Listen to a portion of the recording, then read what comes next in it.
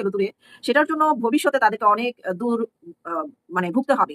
এবং এই নামের উপরে নারীরা থুতু ফেলবে, এখনই ফেলা শুরু করেছে এবং আরো অনেক আগে থেকেই ফেলা শুরু করেছে। আপনারা ফারজানা সিদ্দিকী চেনেন, সে রাজপথে কিভাবে তাদের পক্ষ হয়ে আন্দোলন করেছিল, সেও কিন্তু অনেক আগেই বিদায় নিয়েছে।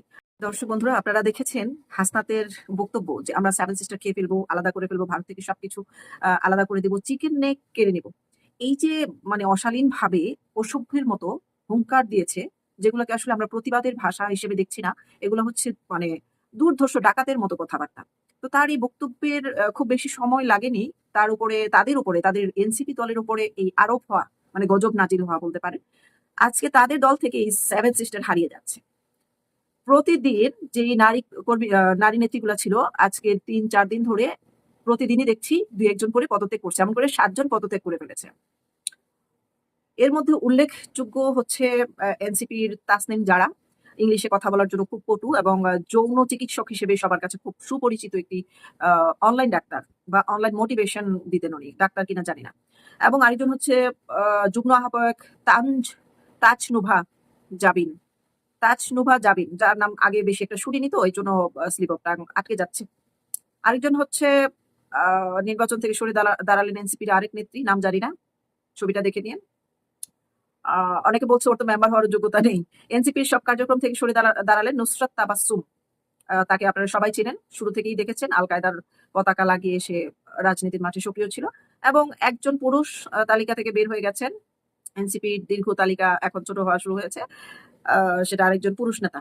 তো আরো এরকম অনেকেই আছে যে সেভেন সিস্টার নাকি এনসিপি থেকে আলাদা হয়ে গেছে, এখন তারা আর কিভাবে ভারতের সেভেন সিস্টারকে বিয়ে করে নিয়ে আসবেন বাংলাদেশে, সেই অপেক্ষা বোধহয় শেষ হয়ে গেল। আর আমাদের দেখার মানে নিজেদের ঘরের যারা ছিল সেভেন সিস্টারদেরকে যা পালপোষ করে রাখার যে দায়িত্ব তাদের ছিল, সেই জায়গায় তারা ব্যর্থ হয়েছে। নারীদের প্রতি সম্মান দেখাতে তারা ব্যর্থ হয়েছে, যে কারণে তারা চলে গেছে। আবার এমনও হতে পারে যে তারা এখান থেকে বের হয়ে স্বতন্ত্র জামাত বিএনপিতে ঢুকবে, কারণ এটা তাদের হয়তো বা আগেই পরিকল্পনা ছিল, পূর্ব পরিকল্পনার একটা অংশ হতে পারে। তবে জনমত জরিপে যা আলোচনা হচ্ছে সেটি একটু আপনাদের সঙ্গে বিস্তারিত আলোচনা করব।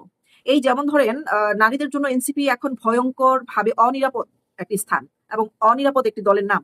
আমরা শুরু থেকে নীলা ইসরাফিলকে দিয়েই যদি শুরু করি, তিনি যে অভিযোগগুলো এনেছিলেন তুষারের বিরুদ্ধে, এনসিপির নেতা, সেই বিষয়ে তখন সবচেয়ে বেশি আঙুলটা উঠেছিল নীলা ইসরাফিলের দিকে, যে তুমি নারী হয়ে কেন গেলা ওর সাথে, কেন গেলা এনসিপিতে? রাজনীতি করা আসলে কোনোভাবেই আহ অবৈধ না। রাজনীতি করা একটি রাষ্ট্রের জনগণের নৈতিক দায়িত্ব, সেটা সুস্থ ধারা রাজনীতি হতে হবে। তো নীলা ইসরাফিল বর্তমানে স্বীকার করছেন যে আমি ধোঁকায় পড়েছি এবং আমি মনে করতাম যে তারা নতুন ধারায় রাজনীতি করবে, কিন্তু দেখছি তারা সেই পূর্ব পরিকল্পিত জামাতেরই একটি অংশ হয়ে নতুন তরুণ প্রজন্ম, ছাত্র প্রজন্ম সেজে এসছে এবং আমাদেরকে ধোঁকা দিয়েছে এবং দেশের জনগণকে ধোঁকা দিয়েছে। তিনি এই মুহূর্তে সেটা উপলব্ধি করতে পারছেন। এবং সেই সময় তুষারের বিরুদ্ধে তিনি যে আনিত অভিযোগ আমাদের সামনে উপস্থাপন করেছিলেন, সেটিও এখন সত্য বলে গ্রহণযোগ্যতা পাচ্ছে। একটি রাজনৈতিক দলের নৈতিক পতনের সবচেয়ে বড় প্রমাণ হলো সেই দল থেকে নারীরা নীরবে একের পর এক সরে যাওয়া। এনসিপির ক্ষেত্রে আজ সেটাই ঘটেছে। প্রশ্ন করার সময় আর নেই, কারণ প্রশ্নের উত্তর নারীদের পদত্যাগে স্পষ্ট হয়েছে।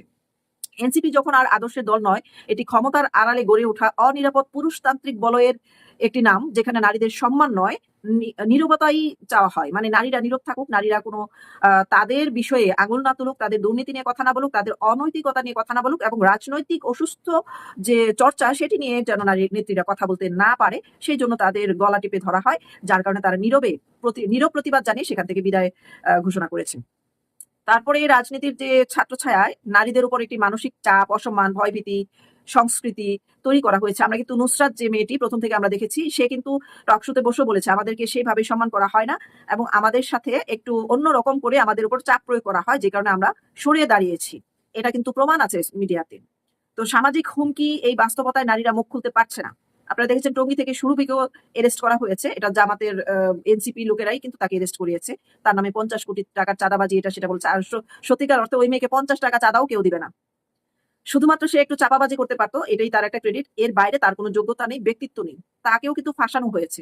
কেন ফাঁসানো হয়েছে? কারণ সে এনসিপি, জামাত এদের কে নিয়ে কিছুটা সমালোচনা করেছিল। আর সে যেহেতু তাদের খুবই ঘনিষ্ঠ সহচর ছিল এবং খুবই বড় বড় রিস্কি কাজগুলোতে তাদের পাশে ছিল, সেহেতু তার বক্তব্য তাদের বিরুদ্ধে জনমনে প্রশ্ন তুলতে পারে, সেই জন্যই কিন্তু তাকে আউট করে দেওয়া হলো জেলের অন্ধকার কারাগারে। তো হয়তোবা সেখান থেকেই তাদের একটা ভয় ঢুকেছে যে ভবিষ্যতে আমাদের সাথে এরকম হতে পারে। আমার মনে হচ্ছে যেটা যে দলে যে দল মুখে মুখে বলে যে নারী অধিকার দেব, নারী অধিকার আছে, আমরা নারীদের সর্বোচ্চ সম্মান দিতে জানি, সেই দলেই নারীরা নিরাপদ নয়। এটা শুধু ভণ্ডামি নয়, এটা কি রাজনৈতিক অপরাধ, রাষ্ট্রীয় অপরাধ, সামাজিক অপরাধ। আরো লজ্জাজনক হলো এনসিপির ভেতরে গড়ে ওঠা কিছু কুলাঙ্গার সুবিধাবাদীরা তারা চড়াও হয়ে উঠেছে। আজ যাদের এক সময় 3 বেলা খাবার জুটতো না, আজ তারা ক্ষমতার লোভে উন্মুক্ত হয়ে গেছে এবং অর্থ বিলাসিতা, চাঁদাবাজির বিভিন্ন প্রমাণ কিন্তু আমরা দেখতে পেয়েছি। এইসব এখন এনসিপির অঘোষিত পরিচয় হয়ে দাঁড়িয়েছে। মানে ঘোষণা দিতে হবে না, জনগণ জেনে গেছে তাদের আসল পরিচয়। আজ তারা ক্ষমতার লোভে উন্মত্ত এবং কোটি কোটি টাকা লেনদেন করে, মদ খায়, নারী ভোগ করে, অভিযোগে জর্জরিত তারা। এই সবই এখন এনসিপির অঘোষিত পরিচয়। যেহেতু অনেকে বলছেন রাজনীতি যখন চরিত্র গঠনের জায়গা নয়, ভোগের এবং লাইসেন্সে পরিণত হয়ে যায়, তখন সেখানে নারীরা সবচেয়ে বেশি নির্যাতনের শিকার হয়। নারীরা এনসিপি ছাড়ছেন ভয়ে নয়, আত্মসম্মান নিয়ে বাঁচার জন্য। তারা জানে এই দলে থেকে তারা কখনোই সম্মান পাবে না এবং সঠিক মর্যাদা পাবে না, সঠিক অধিকার পাবে না। বরঞ্চ নীরব থাকতে হবে। কারণ রাজনীতি করতে গেলে নীরব থাকা যাবে না, এটা হচ্ছে সবচেয়ে বড় সমস্যা। তো সেই জন্যই বাধ্য হয়েছে। ইতিহাস সাক্ষী থাকবে যে নারীরা যখন নীরবে দল ছাড়ে, তখন সেই দল আসলে অনেক আগেই নৈতিকভাবে পরাজয় ঘোষিত হয়ে যায়। এই হচ্ছে ঘটনা। তাহলে এনসিপি এই মুহূর্তে জোট করার জন্য বিভিন্ন দলের সাথে কিন্তু দৌড়াদৌড়ি করা শুরু করে দিয়েছে। আমরা কিছুদিন আগে তাদের একটি ঘোষণা শুনেছিলাম, এবি পার্টি তাদের সাথে জোট করবে, নাগরিক করবে। তারপরে দেখলাম যে নাগরিক দলের মাথা চলে গেল বিএনপিতে, নুরুল হক নূর, এবং রাশেদ খানও বিএনপিতে চলে গেছে। অপরদিকে এবি পার্টিকে নিয়েছিল, এবি পার্টি জামাতে চলে গেছে। তো যার যে পরিচয়, যার যেখান থেকে সৃষ্টি, সে তো সেখানেই যাবে। বর্তমানে এনসিপি আড়াল করার চেষ্টা করেছিল শতভাবে, যেন তারা যে জামাতের শিবিরের ছত্রছায়া, মাঝে মধ্যে কিন্তু কিছুদিন জামাতের বিরুদ্ধে কথা বলেছিল বোঝানোর জন্য যে তারা জামাতের কেউ না। ইতিমধ্যে কিন্তু তারা ঘোষণার খুব নিকটে চলে এসেছে যে তারা জামাতের সঙ্গে জুটে যাবেন এবং আসন ভাগ করে নির্বাচনে দাঁড়াবেন, মনোনয়ন ফর্ম জমা দিবেন। তো এই হচ্ছে তাদের নাটক। আসলে এই সমাজ, এই রাষ্ট্র, বাঙালিরা বোকা হয়েছে, তাদের কাছে প্রতারিত হয়েছে। আমরা যারা সবাই মনে করেছিলাম যে নতুন প্রজন্ম, তরুণ প্রজন্ম নতুন বাংলাদেশ গড়বে, ইউনূসের ভাষায় যে বলে নতুন বাংলাদেশ হবে, এই সুযোগ কিন্তু আর পাওয়া যাবে না।